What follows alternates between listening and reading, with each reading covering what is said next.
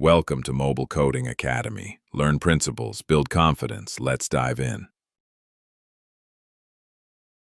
Did you know the code you write to save your mobile app from, like a minor network hiccup, is often the exact same code that accidentally takes down your entire backend server? Yeah, it's a pretty terrifying realization when it happens. Right. Think about the retry logic sitting in your app right now. Are you currently DDoSing your own infrastructure without even realizing it? Welcome to today's deep dive.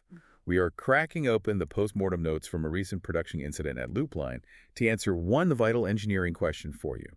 When should a mobile app actually retry a failed request? And we're picking up right at the moment of, well, a false victory.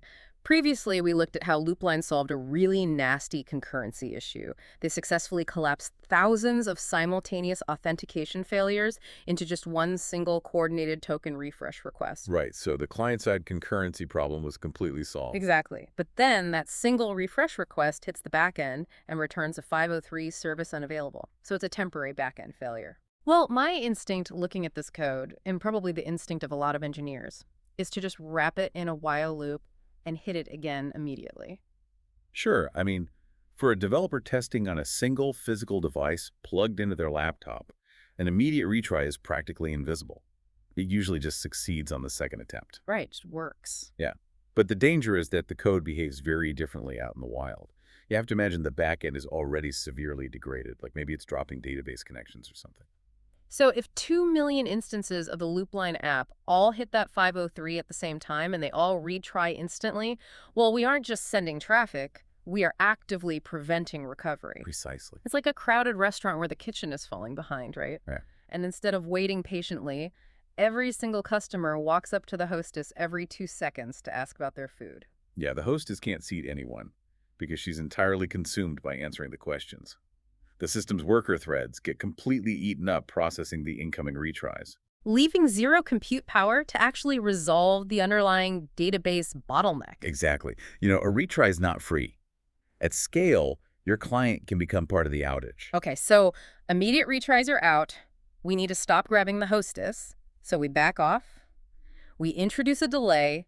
The app fails, then waits 1 second and retries. Fails again, waits 2 seconds, then 4, then 8. Right. Exponential backoff. Yeah, exponential backoff gives the backend breathing room. Problem solved, right? Well, you've reduced the continuous pressure, which is definitely a necessary first step. Right.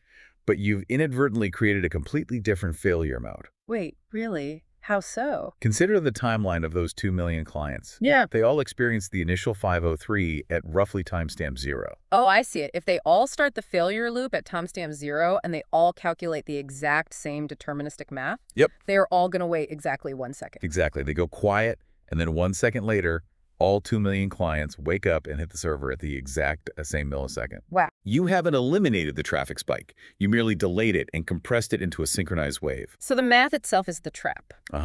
Then they all wait 2 seconds and hit it again in another massive coordinated spike. So the backoff reduces the overall volume of requests over a minute, but those requests are tightly clustered together. That guarantees the server crashes every time the wave hits. Yes. So how do we break up the cluster?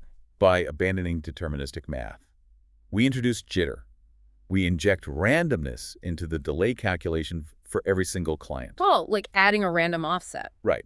If the base backoff is 4 seconds, device A might wait 3.1 seconds, while device B waits 4.8 seconds. Spreading the load across time, I get it. So backoff brings down the total pressure, and jitter destroys the synchronization. Applying that combination is standard practice.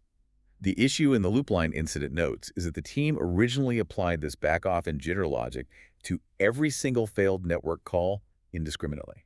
Which reveals a fundamental misunderstanding of error categorization.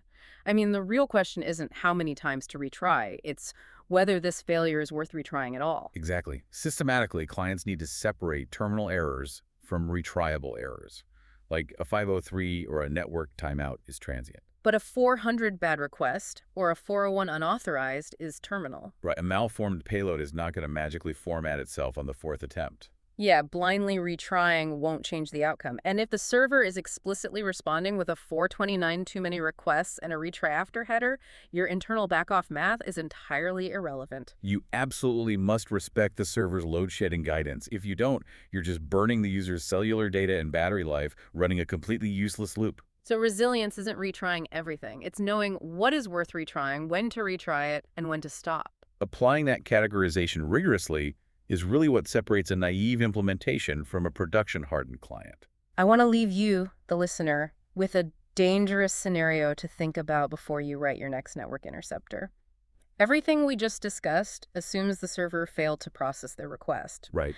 But what if your mobile client simply timed out waiting for their response and the server had actually finished the operation? If you trigger your shiny new jittered retry loop without knowing the server's state, you might accidentally duplicate a critical action, like maybe charging a credit card twice. Oof. Yeah, that is a nightmare scenario. Think about how your client handles that next time you dive into the codebase.